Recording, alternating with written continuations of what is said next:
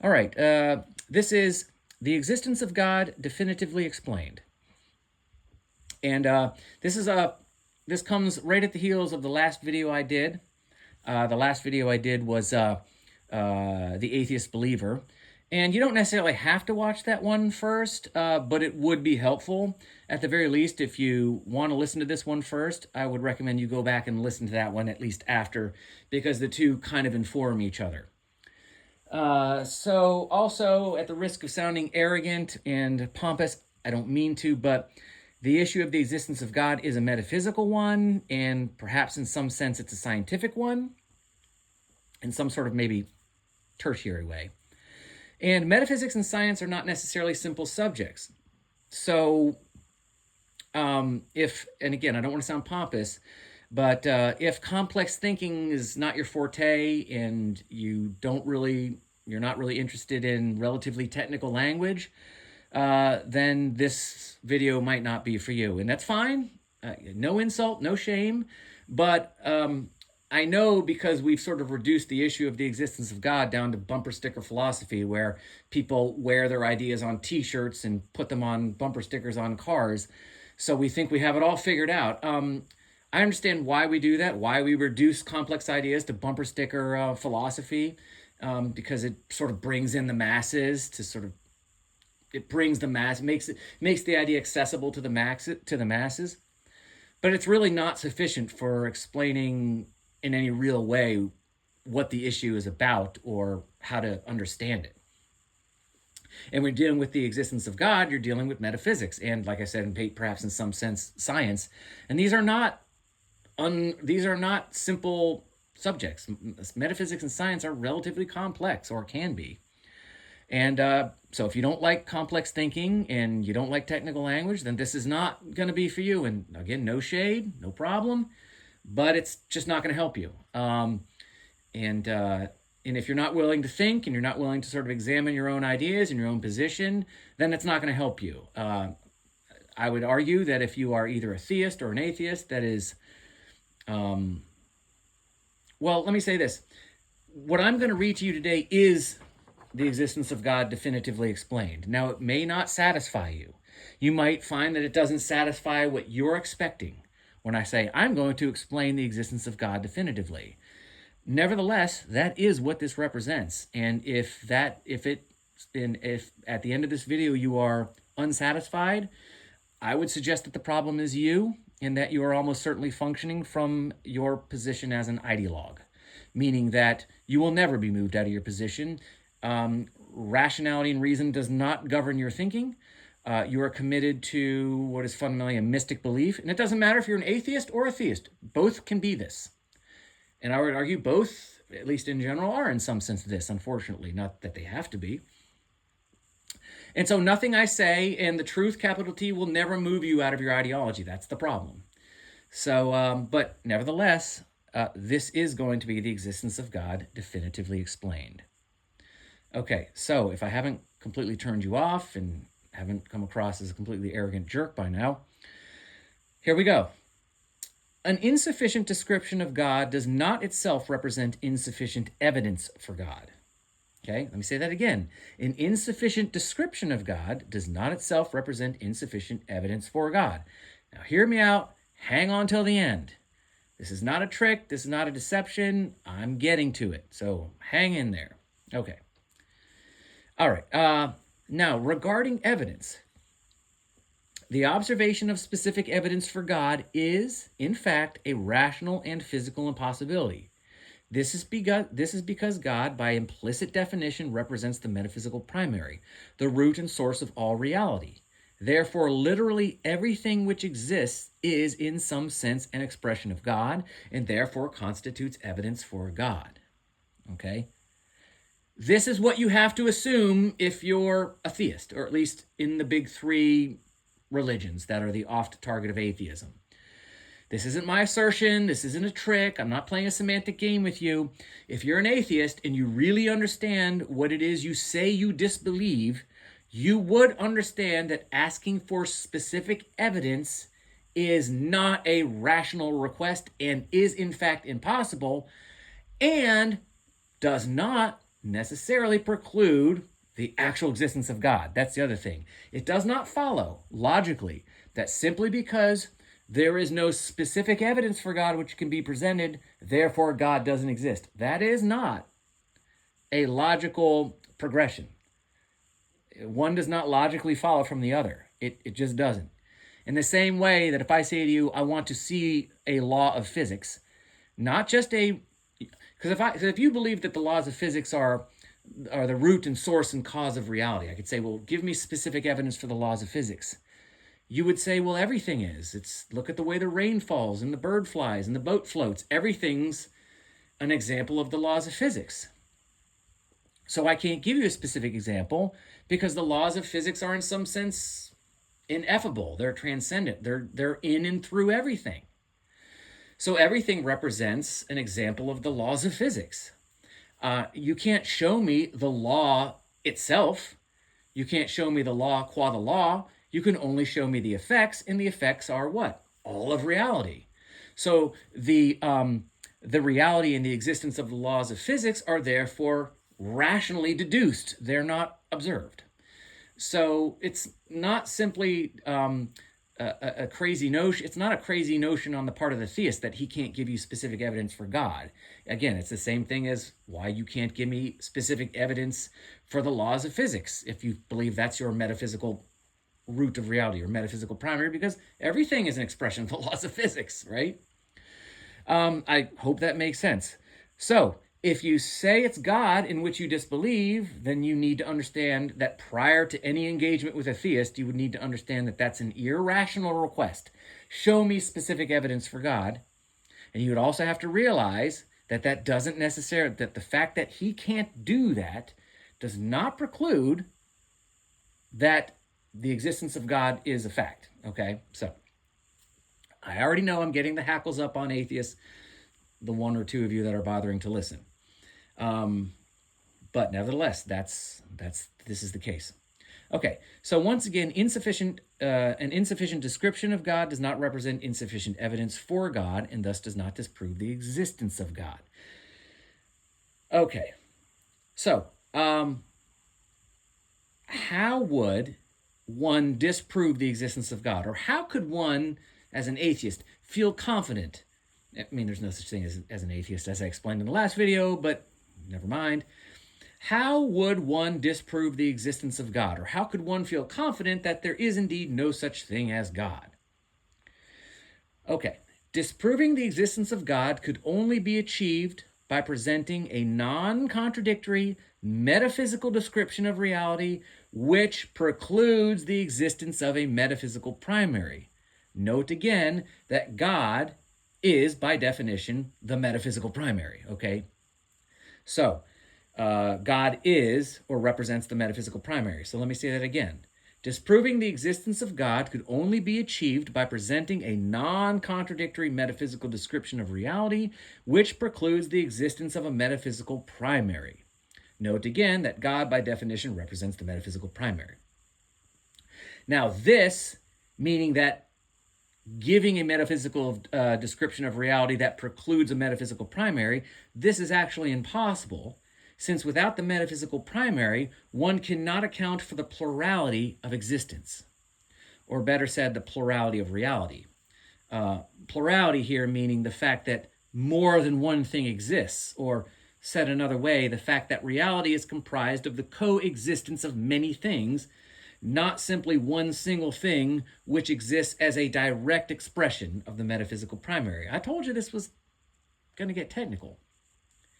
So reality needs something that implies an actual plurality, a plurality of things which exist distinctly from their root cause, the metaphysical primary, and to tie it all together, that is, to unify it, reality, in its plural coexistence. This is the point and purpose and relevance of the metaphysical primary. And while this is paradoxical, how do you get a plurality from a single metaphysical primary? It is paradoxical. I assure you it's absolutely not irrational and does not necessarily represent a contradiction. It's not that easy, but it's not a contradiction. I can promise you that.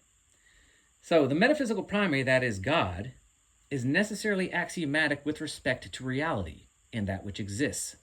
So again, you can't have a metaphysical description of reality that does not include a metaphysical primary. It's impossible.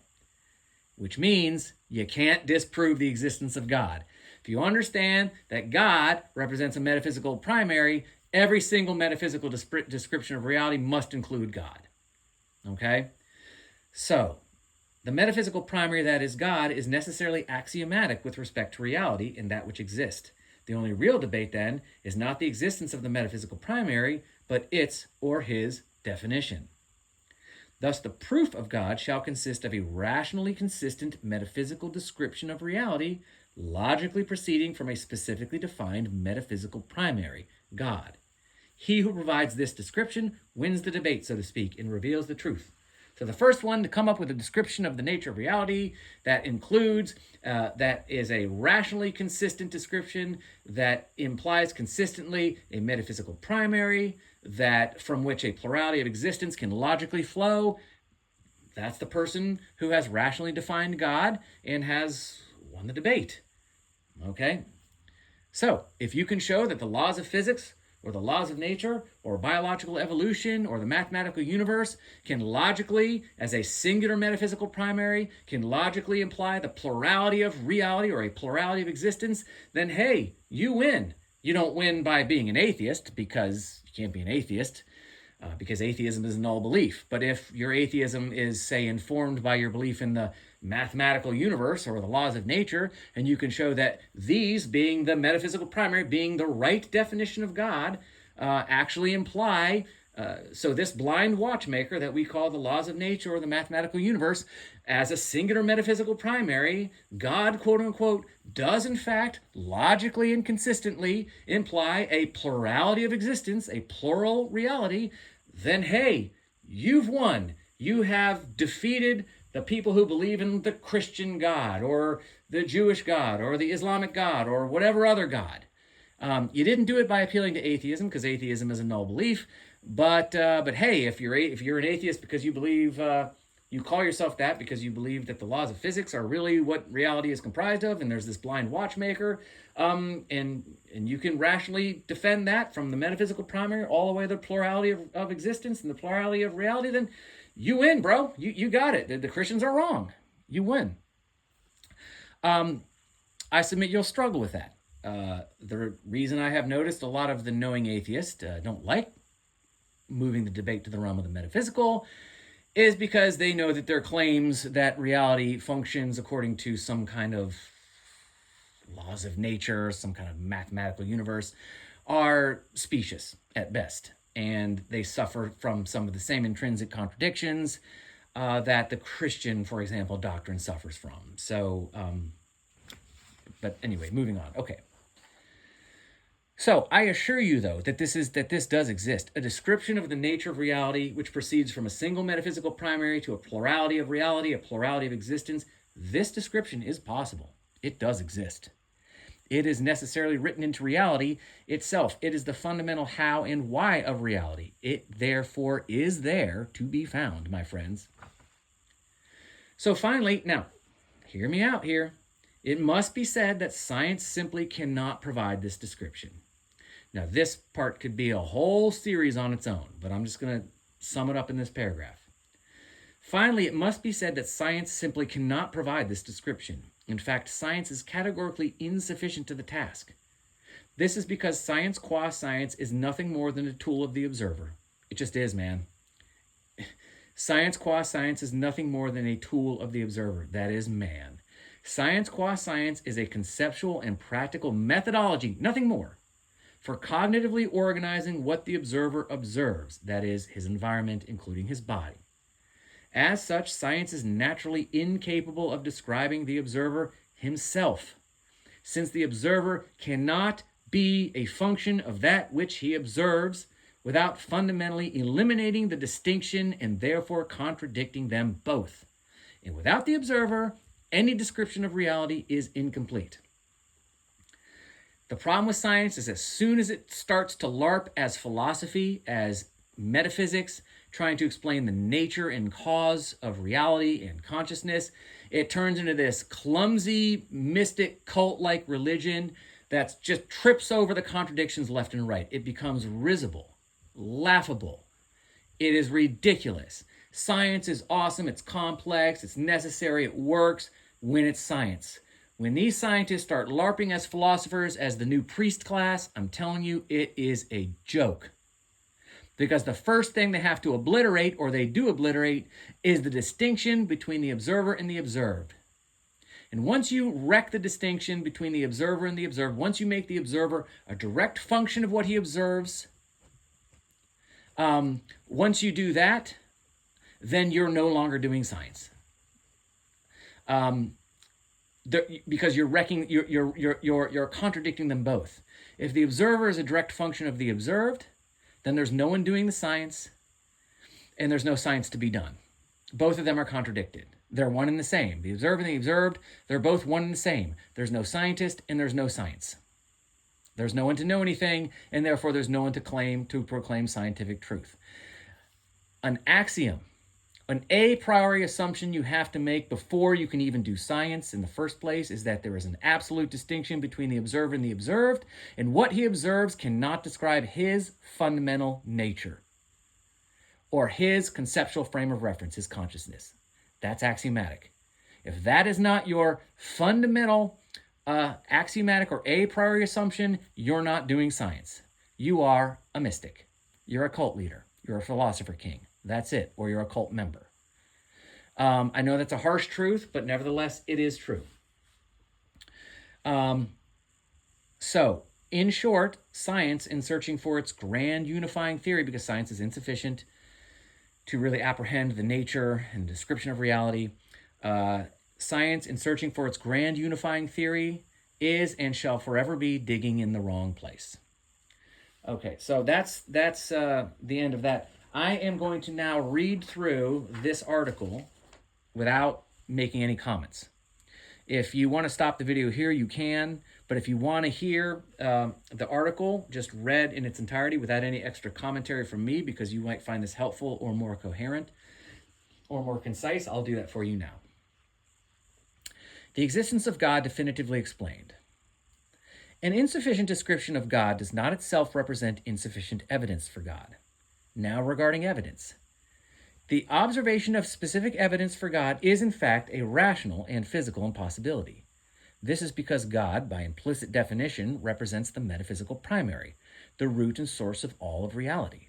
Therefore, literally everything which exists is in some sense an expression of God, and therefore constitutes evidence for God. Once again, an insufficient description of God does not represent insufficient evidence for God, and thus does not disprove the existence of God. So how would one disprove the existence of God? Or how could one feel confident that there is indeed no such thing as God? Disproving the existence of God could only be achieved by presenting a non-contradictory metaphysical description of reality which precludes the existence of a metaphysical primary. Note again that God, by definition, represents the metaphysical primary. This is actually impossible, since without the metaphysical primary, one cannot account for the plurality of existence, or, better said, the plurality of reality. Plurality here meaning the fact that more than one thing exists, or said another way, the fact that reality is comprised of the coexistence of many things, not simply one single thing which exists as a direct expression of the metaphysical primary. Reality needs something that implies an actual plurality, a plurality of things which exist distinctly from their root cause, and to tie it all together. That is, to unify it in its plural coexistence. To unify reality in its plural coexistence. This is the point, purpose, and relevance of the metaphysical primary. Again, God. And while this is paradoxical, it's absolutely not irrational and does not necessarily represent a contradiction. The metaphysical primary, that is God, is necessarily axiomatic with respect to reality and that which exists. The only real debate, then, is not the existence of the metaphysical primary, but its or his definition. And I'm going to break in here real quick. I'm not talking about a specific God here. I am not arguing for a specific God. I'm not arguing as a Christian or anything else, okay? So, I'm simply referring to God as what he represents, the metaphysical primary. So I'm going to say this again, and I'll continue. The metaphysical primary, that is God, is necessarily axiomatic with respect to reality and that which exists. The only real debate then is not the existence of the metaphysical primary, but its or his definition. Thus, the proof of God shall consist, or the proof, quote unquote, of God shall consist of a rationally consistent metaphysical description of reality, logically proceeding from a specifically defined metaphysical primary, God. He who provides this description wins the debate, so to speak, and reveals the truth. Note, I assure you this description does exist. It is necessarily written into reality itself. It is the fundamental how and why of reality. It therefore is there. Finally, it must be said that science simply cannot provide this description. In fact, science is categorically insufficient to the task. This is because science qua science is nothing more than a tool of the observer, that is, man. Science qua science is a conceptual and practical methodology for cognitively organizing what the observer observes, that is, his environment, including his body. As such, science is naturally incapable of describing the observer himself, since the observer cannot be a function of that which he observes without fundamentally eliminating the distinction and therefore contradicting them both, the observer and the observed. And without the observer, any description of reality is incomplete. In short, science, in searching for its grand unifying theory, is and shall forever be digging in the wrong place. Having said that, I bid you farewell. I'm not going to upload. I'm going to try not to upload for a really long time. The numbers just aren't there for me. So I wanted to go out on this and finish up with this. Unless there's any real reason, like practical, observable reason to upload again, I just plan on kind of moving on with things. I don't really have an audience, and there's just too much time and energy goes into developing these ideas and writing the articles to just do it for no views. So perhaps this is a blessing to YouTube and the greater internet, and if it represents a blessing to you, then you're welcome. But yeah, I think it's all I have to say for now. And again, I'm not saying I'll never upload anything again, but I'm really, really, really going to try to sort of move on and put this away for now. So I thank you for your time and attention. Until next time, when and if I talk to you later, have a great rest of your day, and yeah, take care. All right.